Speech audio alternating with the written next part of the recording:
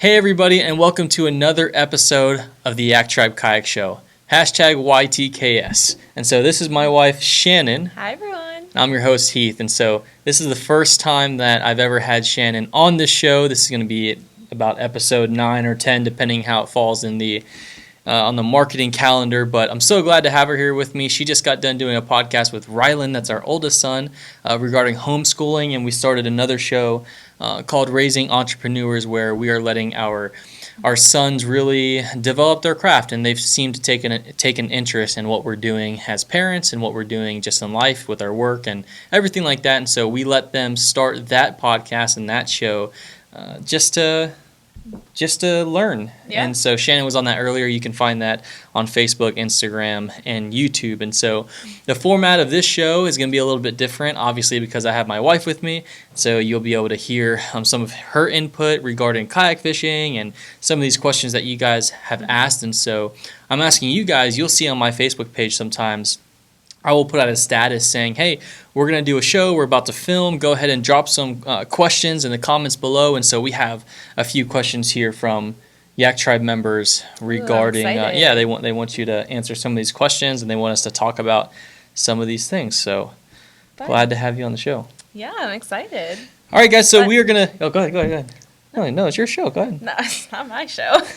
Jump into it. Yeah. So, hey, just real quick before we get to the first question, remember, thank you so much for everyone who's been subscribing and leaving reviews on SoundCloud and Apple Podcasts and YouTube. It's making a big difference, and thank you for allowing me to do what, have this platform to do what I'm doing. And so would you guys please subscribe if you're watching this on YouTube? That's how you get entered to win some swag. For this episode, we're giving away some Yak Tribe swag.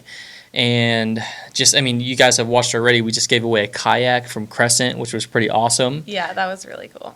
Right, and so we may, depending on when this episode comes out, we may still be taking in, submissions for the kayak. So go back to that episode and find that. I will link it right here in the YouTube card if you can see it right here. And so we are giving away Yak Tribe swag for this show. So go ahead and just show us some love, how we've always done it. So let's hop right into it. You ready, babe? I'm ready. Alrighty, let's do it. You got me all nervous on this set, fumbling over my words. Here we go. This one is from Scott Kennedy. He is my buddy out in Gulf Shores, Alabama. He is a guide out there, and so hit him up, Whistling Waters Outdoors. Yeah, I think this will air after his wedding, so congrats. So congratulations. We were there. Yes, we were. Congrats, Scott and Karen, on getting married, and let's just go ahead and say it was a beautiful thing. Beautiful wedding. Beautiful wedding. All right, here's this question. What was it like living in your home wrapped with Heaths Face on it? Any memorable stories of people's reactions to the wrap? Okay, so y'all have probably seen the wrap. If you haven't, pause and go find a picture of it so that you know what we're talking about. It's literally wrapped with Heaths Face. I'll throw it up on the screen. On two sides.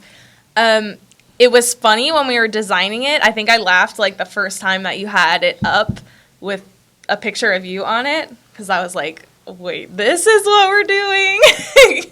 Because we talked about wrapping it. We talked about having the Yak Tribe logo, and I just thought it was funny to see it. But you were like, this is what's going to make a statement, and I agreed 100%. It made a statement already. It did. I honestly, though, am surprised at the lack of, I don't know, what's the word? The lack of funny things, I guess, that people said. Honestly, we didn't get that many comments. Most of the comments came from, friends and family, the funny stuff, making fun of Heath's big head and stuff. That's pretty much came from friends and family. As far as strangers and stuff, they kind of just complimented and thought it was cool. But I do have to say, my favorite story was after we first got it. And we were driving down the road. Honestly, don't even remember where we were. But we pulled off to a Chick-fil-A. If you follow us at all, you know. Oh, we were on our way to New Mexico. Okay. Yep. So we pulled off to a Chick-fil-A, and we came out, and we can see, obviously, when you have an RV, you have to park not in a regular parking spot. So we were in a parking lot behind it. So as we're walking, I can see these two trucks pulled off behind our camper. And I was like, okay, who And they had already honked at us. Okay, yeah, we had gotten honked at earlier and someone waved out of their truck before. So I'm kind of nervous walking back. I'm like, okay, there's two, pickup trucks sitting right behind our camper. What are they doing? And we got there, and they hopped out, and they're like, Heath, Shannan, we I was follow like- you guys. And I was, like, blown away because not only did they know Heath and Yak Tribe, but that's, like, obvious, but they, like, knew me and my kids, and I just thought that that was so cool. And that was one of our first experiences. They actually bought swag, like, right out of the camper on the side of the road off of a highway. So that was really cool just to see people who were already following us and how fun they thought it was that they got to, like, interact with us on the road. Yeah, so it's definitely a statement, and Scott just meant for this question to be like silly and not even like make remarks on it, but it was really. No, I'm sure a lot of people wonder about that. Yeah, it was a good marketing tool for us, especially we're driving down and people are looking in my, the driver's door to see if the driver's face matches. The face that's on the side of the camper. And so, like, what is this arrogant guy?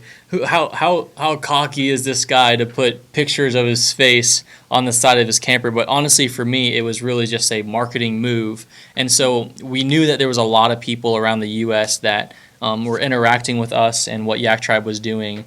And I just thought, I don't know, I just think altogether it seemed like the right decision to not just put my face on there. I'm not that kind of a guy, really. Yeah, it wasn't the Heath show. It was to showcase Yak Tribe, and I think it did that. Yeah, it was really to showcase Yak Tribe, and even like the back, it was like blurred Yak Tribe with like blurred members in the background, and so I just happened to be holding up like one of my favorite fish to catch, which is redfish, which I know people have asked me about that here in the comments that we're taking in questions from. They're asking about redfish, which we'll get to that, but it was a great marketing tool. I mean, time and time again, we got pictures of our camper taken because they knew it was us inside the camper, right? So that's why I wanted to put me on the outside as well, is because there might be a camp or something that has, Yak Tribe or Nike, but you never know who might be in that car or that vehicle. Yeah. So we had a lot of people taking pictures and like DMing us saying they saw us on the road, which was that was fun. It was really cool. And so I mean, people have met us at Cracker Barrels and rest stops and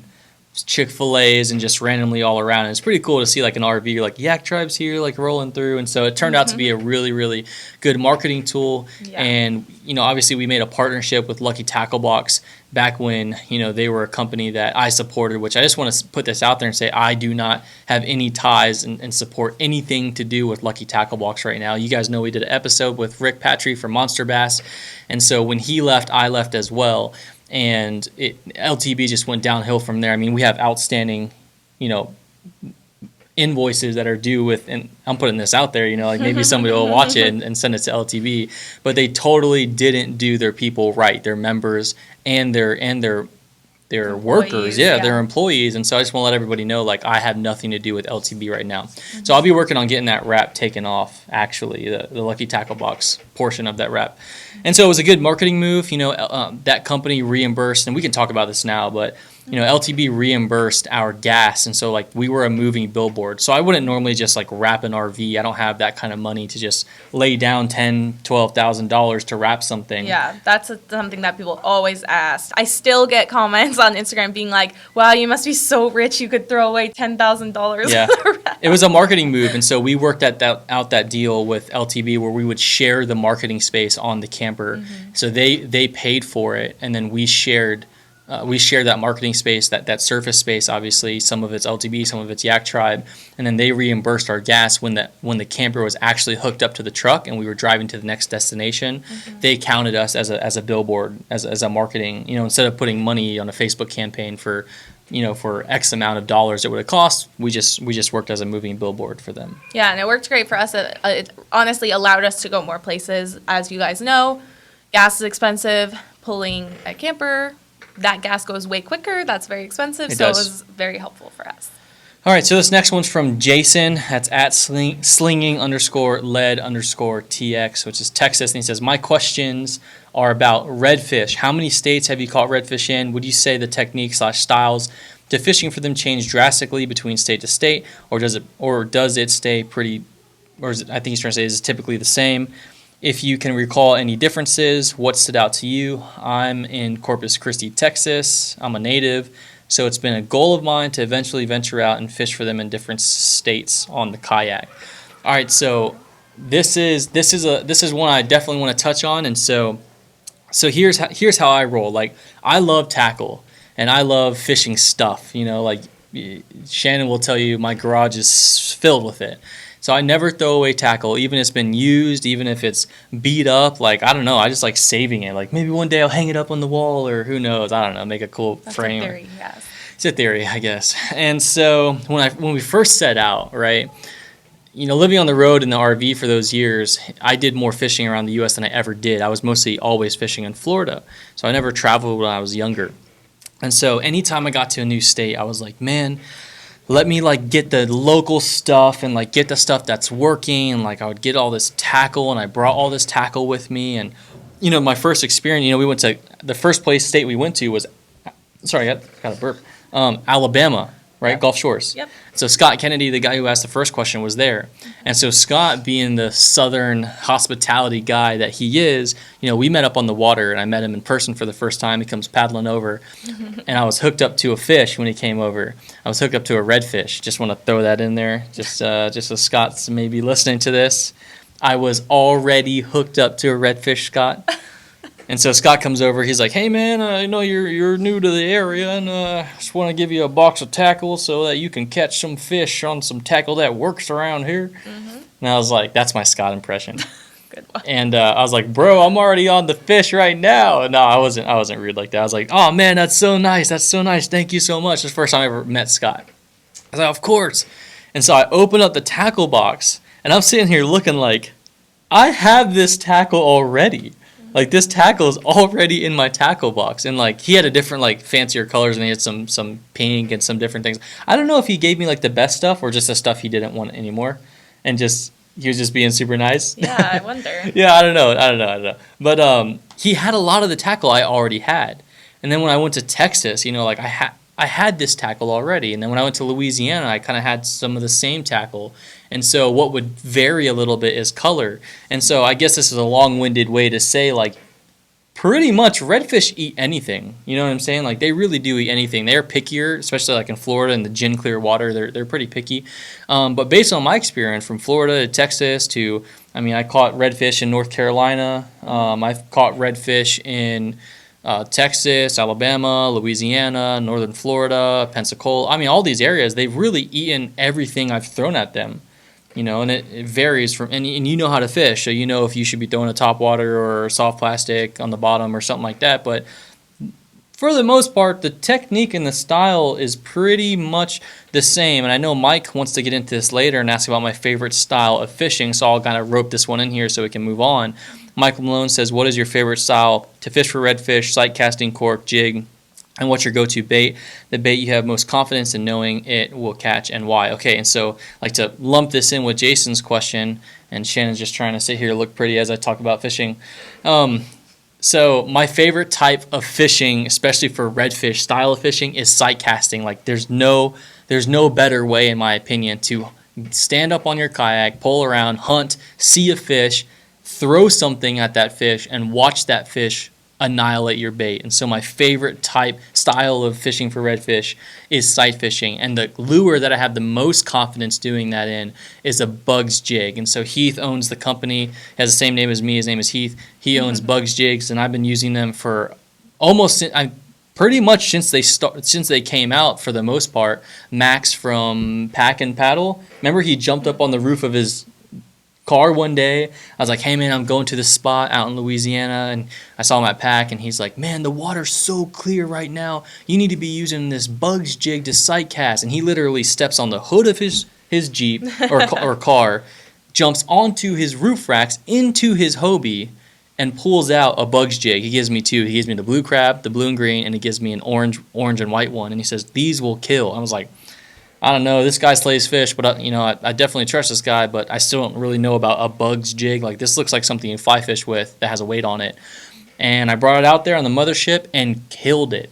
I caught 18 or 19 reds that day on a mothership, and it was and I have a video on it. It was absolutely amazing. So I have so much confidence, and time again, I've used that. But circling back real quick to Jason, your question, techniques definitely change a little bit, especially when the years change. You can even, if you look at one spot like Louisiana, sometimes like once it comes to November, December, they're cold and they're in deeper holes, and so you're not really going to be in the shallow ponds, sight casting reds all the time. And so styles and techniques are definitely changing. That's something you're going to have to learn for your local area. But as far as tackle goes, just find the right color. And a lot of times I really stick, if I could just bring one tackle box across the whole coast, I'd bring top waters, a bone color, a bone, a golden black, and a like chartreuse or pink color one. And then as far as soft plastics go, I'd bring like a white, a gold, or like a pearl, a gold. I love those. That's about it. And then maybe some miridines or some sort of subsurface lure that looks like a greenback, and that's pretty much that. You could pretty much catch some fish. And if that doesn't work, bring a popping cork with you and some voodoo shrimp, and you should be good. One thing I have to say, because I hear people ask this a lot, especially when we were traveling, they would ask a lot about like, you must have like so much more stuff or so much more. We did have a lot of stuff because Heath likes fishing stuff, but that is very true what he said. Like, I noticed that as time went on, you started carrying less stuff with you. Like, I remember when you first started kayak fishing, there was so much more stuff you would bring.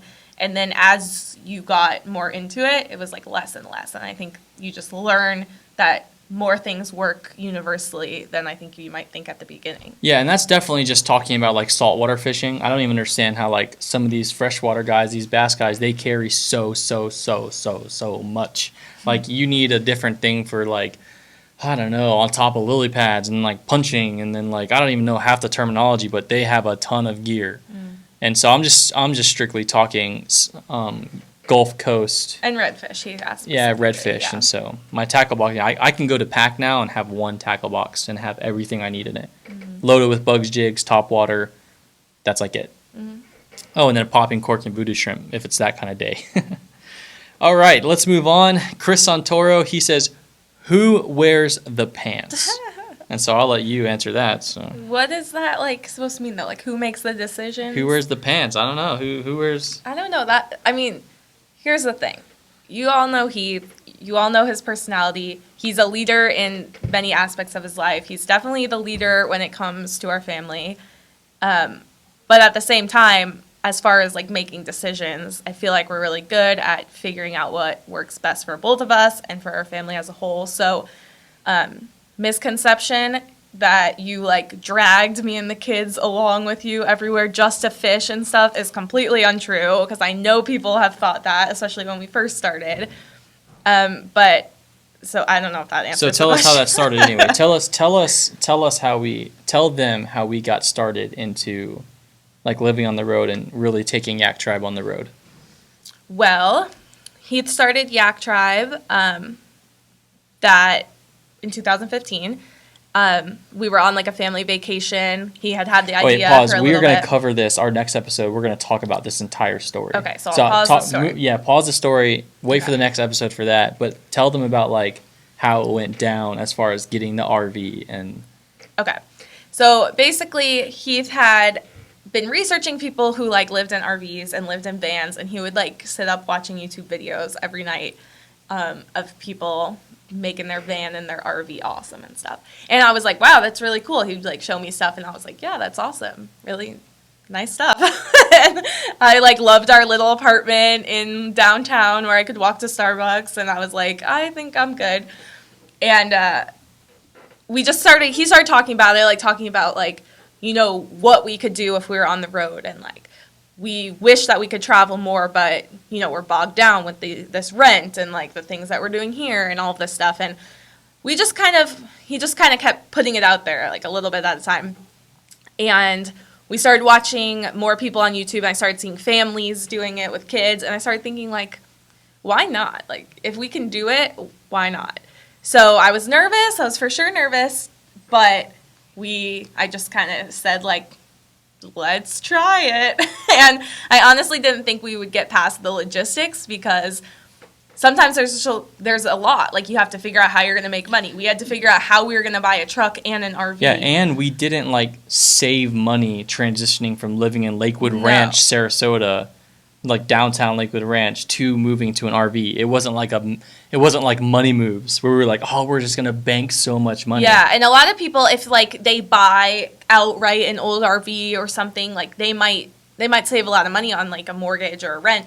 We did not, because we had to buy a truck. It was our choice to buy a new truck and a new camper, but that's what we did. And So we really had to figure out, we honestly had to figure out how to make more money than we were making at the time and how to support ourselves. And just so much goes into, I mean, you can imagine picking up and leaving your house. And so, so basically I just like, let's do it. Let's figure it out. We made some plans. On paper. We contacted some of our marketing contacts and people we had as clients. We're like, let's try this. And we left on the road. And I remember the first day being in Gulf Shores, Alabama. Heath actually went fishing the very first day we got there just to test out the waters. Jumped in the Hobie. And me and the kids took a walk down the street from our RV park. And I remember this weird feeling of like being so excited, yet being so nervous at the same time. Because I was like, now we officially have no house. We officially have, like, we're here. And now we have to make it work. And I think that's a really exciting place to be, though, sometimes, is knowing, like, if I want this to happen, then I gotta make it happen. And I feel like we had a lot of creativity come out of that time, and we figured out how to grow things, and yeah. So who wears the pants? I answered that at the beginning. I think if that question is who's, like, the leader, then I think it's you. Well, I think it's you. Yeah. You're only saying that. I definitely am more laid back in the relationship. So as far as the person who takes more charge, it's definitely you. I would say you're the leader, and I think that I am a very good support as far as, like, not just like, oh, I support Heath, but I don't know, I just think our personalities mesh that way, that you kind of are the risk taker, and I'm more of a little more grounded, at least in my, like, thought process. And I think it meshes well. Yeah, and so, you might be watching this and you're like, Heath got his wife to say on camera that he was the leader. But that's how I see you, and that's how the kids see you. But like I said, when it comes to decision making or doing something big or whatever, I feel like that's always 50-50. Like, we both come in on it. So we definitely play our roles. We really share the responsibilities, and I know this has nothing to do with kayak fishing, but when we got married, in our marriage counseling, a big part of our counseling was being able to make decisions before you have to make decisions. So, like, are you guys going to spank your kids? That's something we talked about before we got married, like before we said I do. Are you guys, how much money do you expect to have in your savings account? Those were numbers that we talked about before we got married. How many kids do you want to have? What's your lifestyle going to look like? How many times a week will you go out to eat? And so, like, these types, we answered like hundreds of questions through our marriage counseling. And so what was big for us was talking about decisions we had to make down the road, but now. And so maybe some of those decisions have changed because we couldn't predict the future. But as far as like roles go and everything, we definitely discussed the roles that we were going to have in our marriage and in our relationship before we even said I do. And so things have changed a little bit. But when it comes to when it comes to big decisions, it's I don't do anything.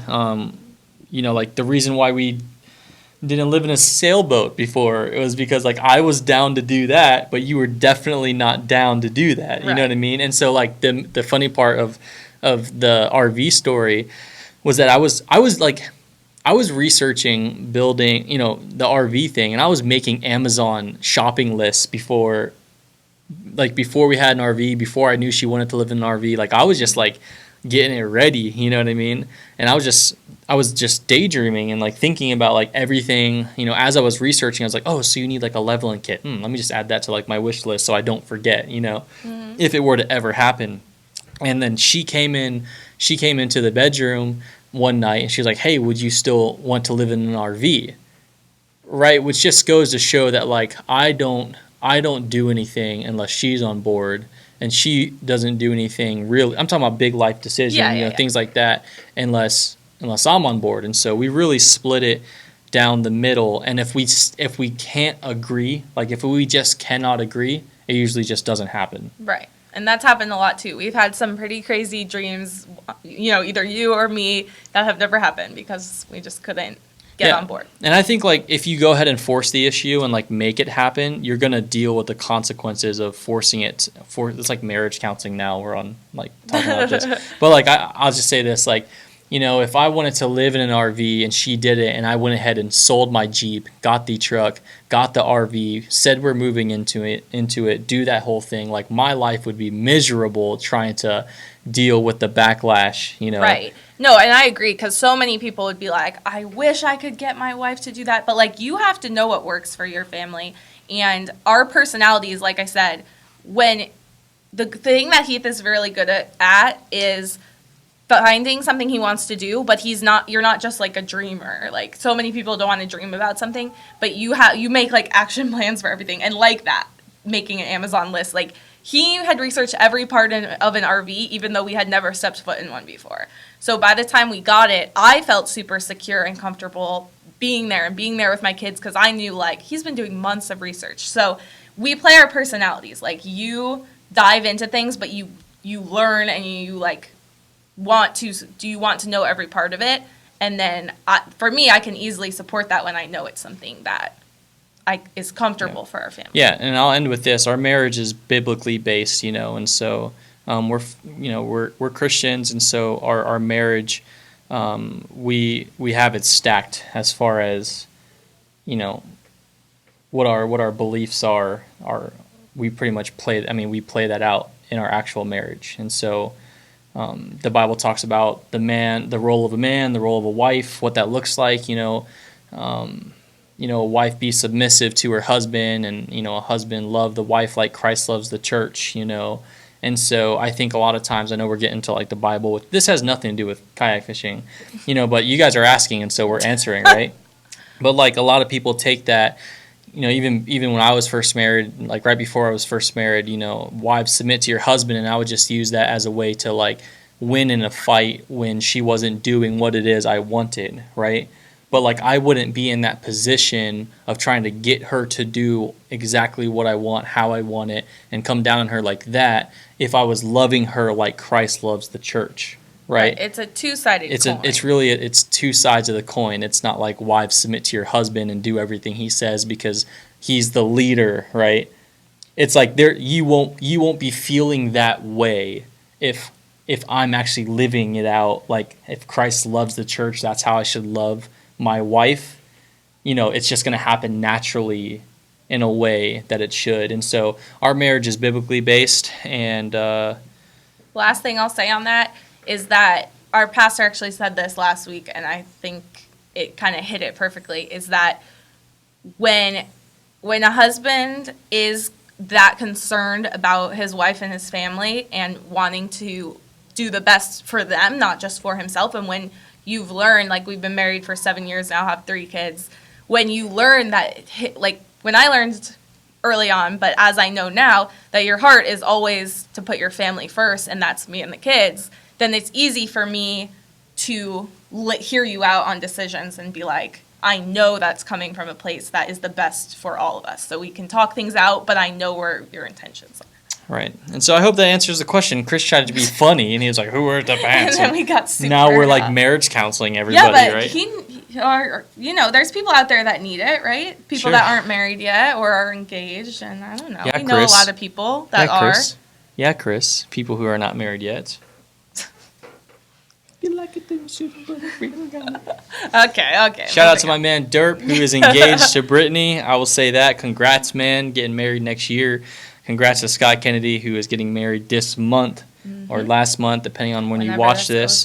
It was great. I loved slaying the fish, catching way more fish than Scott, catching bigger fish than Scott. It was definitely, and so that was awesome. And all right, so the last question is from my boy Shane. He's out in Texas. Y'all know Shane.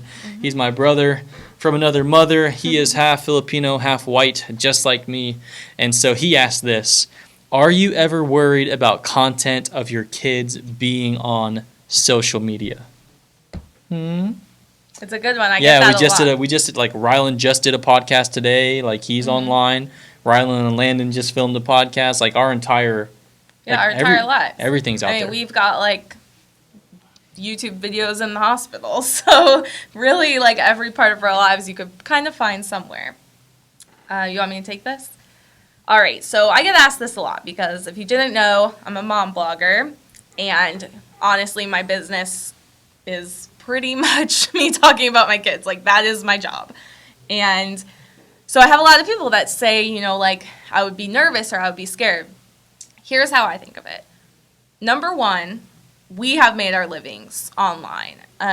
Regardless of if that started with including the kids or not, we make money online. Our lives are marketing, online marketing. I think that the future, obviously I think that everyone can agree with this, is online. And I think one of the main things that people are concerned about is kids growing up online. And, like, they don't have consent to say if they want to be there or not when they're young. And are we exposing them? Are we putting them in danger or taking away, like, their right to privacy or whatever the case is?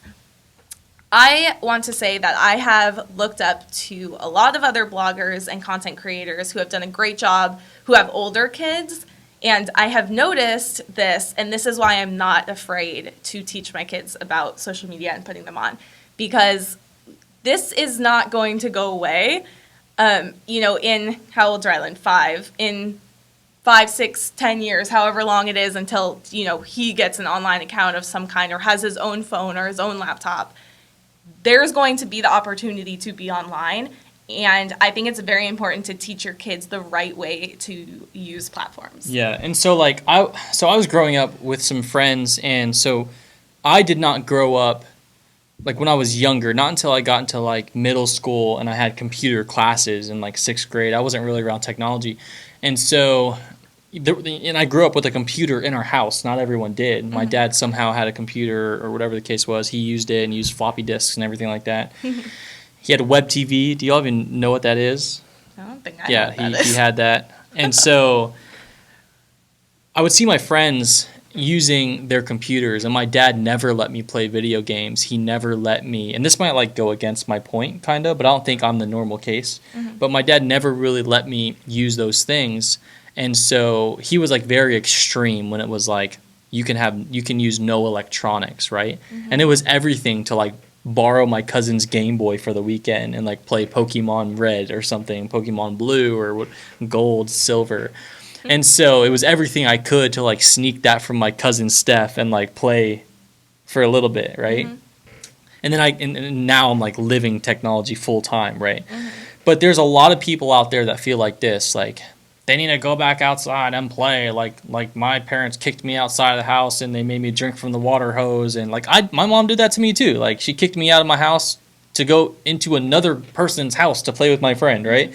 And so, like, there are a lot of parents out there like that. Like, no technology, like, kids these days, can you believe, like, they're on their phones all the time and, like, all this kind of stuff. And yeah, you can be super extreme about technology and that be your light, that be your life, you know. But I'm all about regulating our kids' use on technology. And so what I've seen, especially for working for people that are, like, 40 and 50 and even 60, I've worked for a lot of different marketing agencies, like, in person, like I worked for them. And I can see how they have, like, stopped their technology journeys. You know what I mean? And how they pass it on. Yeah, they pass it on, and they don't, like, progress in their abilities to maneuver online and to, like, do whatever it was they were doing and, like, keep up with what's going on in the, like, they would say, in the internet, you know, or whatever the case is. And so I want to teach my kids about technology and let them learn from a young age how to use it. And so they are familiar with it. Right. And so they understand the options that are in this world. And so that, like my wife said, it's not going away. Technology isn't going away. Online life is not going away. And here's, like, as far as we can see, right? Yeah. It's not going away. And so we want our kids to know how to use it. Like, Rylan fixed Shannon's phone the other day when it was like, I couldn't figure out how to get back to a video, and he was like, this is how you do it, Mom. Right, and so we definitely regulate how much they can use. Yeah, honestly, they don't use technology a lot. I think a lot of what people are asking is putting them out there.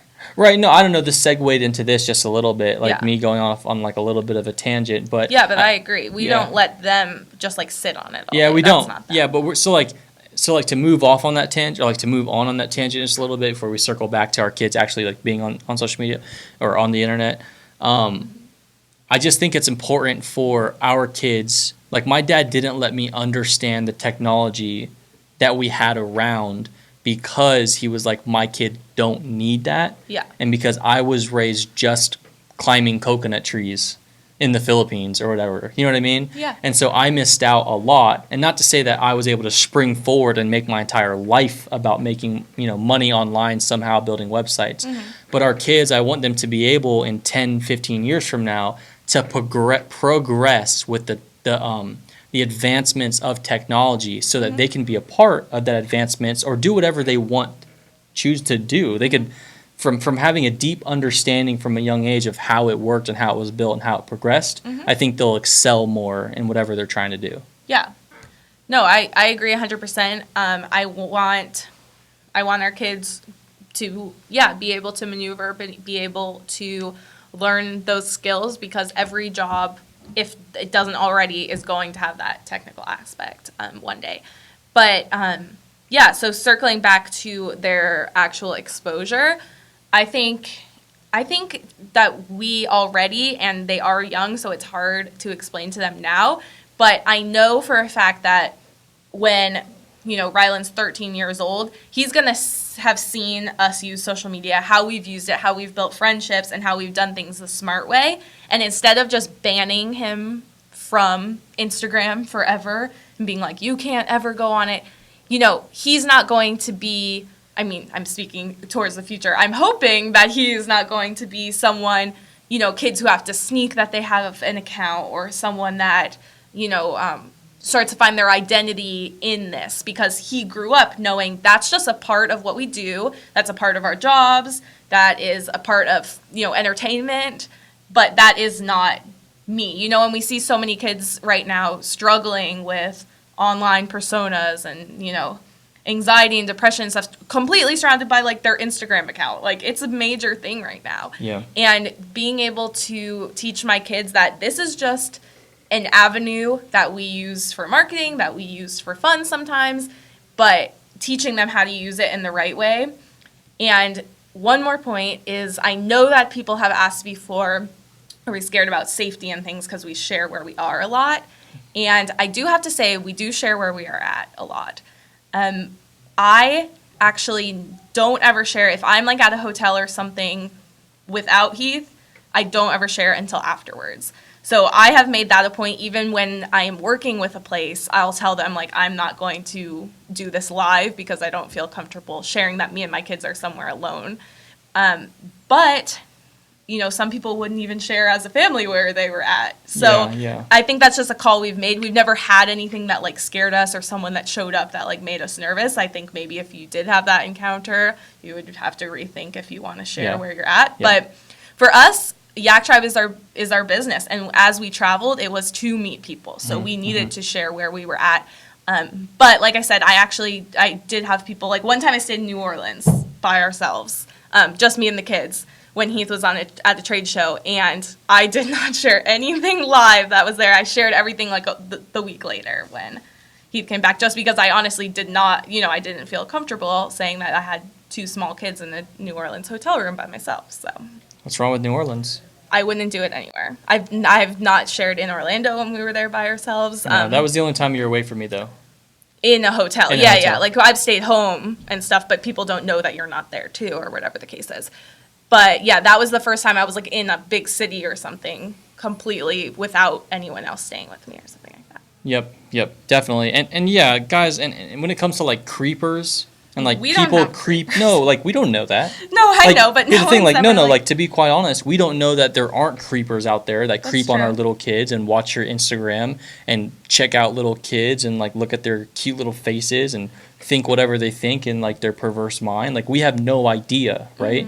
And so, yeah, I guess, like, that's kind of, like, where this could be leading is, like, what about the creeps that you don't know are creeping on you guys and you have no idea? And so we definitely do everything we can to keep our family safe. We definitely do everything we can to, everything we do is family friendly anyway. Yeah. And I think the fact of the matter is that everyone shares. Unless you're really extreme. I do know people that never share their kids. Yeah. But most people do share their kids. And I think that's just the world we live in now. Like, everyone shares their family. And that's kind of where we're at. So it's kind of no different. Right. And I wanted to circle back real quick before we end the show. the whole point that we were making about, like, I want my kids to learn this. It's not like you had made a comment about it. I was almost linking, like, in my head, I was thinking like a counterpoint to you would be like, oh, well, you know, I don't want my kids to do drugs, but I'm going to let them do it at home so that we can moderate what they're doing. Right. You know what I mean? Mm-hmm. That's not our mindset towards it. Like, we're going to let our kids explore online and explore how to use technology and moderate it so that they don't, you know, want to sneak around and make spam accounts behind our back or be on Snapchat or whatever the case is behind our back. It's a perspective thing. Like, right. You know, Rylan knows what Instagram is because half of my job is Instagram, and he knows what it is. You know, he'll jump in my stories and stuff sometimes. But I think it's the perspective thing of, like, since he understands that it's my job, hopefully when he's 13 years old, he doesn't see it as, like, my whole identity is in right, Instagram. And that's the thing, exactly. That's the thing. And we'll end with this. What we're trying to do is teach our kids in everything that we're doing that it's all just an outlet. Mm-hmm. You know, Instagram, social media, you know, whatever the case is, it's an outlet. And the moment my kids start finding their identity in that, you know, our kids will throw their iPads on the couch and beg us to go to the park. Oh, yeah. They would rather be at the park than anything. They'd much rather be at the park. And so because we've instilled that in them, you know, even though we're on technology, we always put the technology down and we go outside and we do something. So really it is all about everything in moderation and us as parents looking out for what we think is the best overall things for our kids and our family. And so, Shan, I hope that answers your question, bro. I know that you have kids. I know that you have kids. And he has a teenager, so he's probably dealing with it like way more than we could imagine right now. For sure. But, hey, guys, so I hope you guys enjoyed this episode of having Shannan on here. If you guys would be interested in having her back on the show, even after the next episode. So we're going to film another episode here and here shortly. And if you want to see her on other episodes, just drop a comment down below. She has a lot to share. If you want to follow her on Instagram, it's @FaithfullyShannan. You can see all the mom stuff she's doing on there, her blog. You can see exactly what it is that she does. And so we are so glad to have you with us. As always, please help us out when it comes to leaving a review on Apple Podcasts. That really helps me out. I'm trying to make Yak Tribe really be the #1 kayak fishing podcast. I'm just going to go in for the ask, you know, trying to make us the #1 kayak fishing podcast that exists. And help us out with the review. Thank you guys so much for those automatic downloads and for all the screen shares and texts that I get. I get so many texts from you guys, just sending me pictures that you're watching. And guys, I'm so blessed and so thankful for that. It uplifts me, encourages me, and keeps me wanting to do it and keep doing it and bring this content. And so we got a lot of good things in store, a lot of good episodes to come. I hope you guys are liking the marketing content I've been putting out. I'll put that in description as well, helping you guys out or trying to do my best to help out and share some tips and tricks and kind of my journey as far as marketing goes, because I know a lot of we live in a day of marketing these days. And so I hope you guys are enjoying that content as well.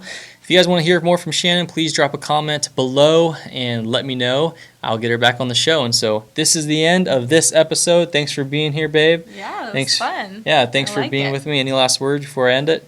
No, I just want to... Okay. Any last words? I'll just say thank you to everyone for the support, of Yak Tribe always. For the last 4 years, It's been amazing. And I have come to tears many times over the support of people in our community. So thank you. Thank you guys so much. And so that wraps it up for this episode. Guys, our episodes drop every Monday at 6 p.m. Eastern Standard Time, and we will see you guys next week.